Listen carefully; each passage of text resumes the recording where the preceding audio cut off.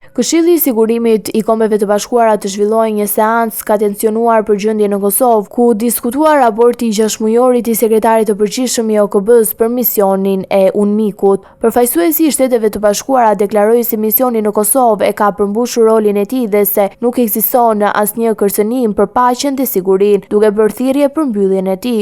Në raport u kërkua që autoritetet në Beograd dhe Prishtinë të çojnë përpara ndjekjen penale të personave përgjegjës për sulmin në Banjsk në vitin 2023, ku humbi jetën një polic i Kosovës. Sekretari i përgjithshëm Antonio Guterres vlerësoi përmbajtjen e zgjedhjeve lokale dhe vijimin e dialogut Kosovë-Serbi, por shprehu shqetësimin për tensione që pasuan mbylljen e institucioneve paralele Serbi në veri.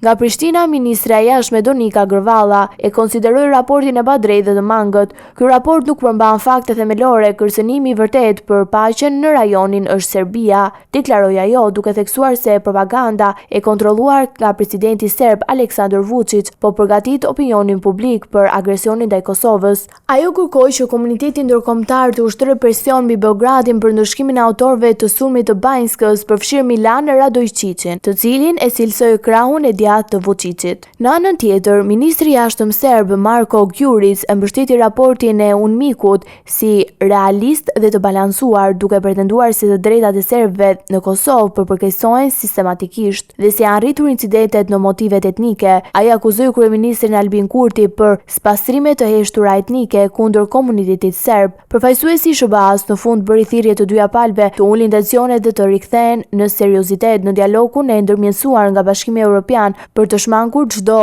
përshkallëzim të ri në veriun e Kosovës.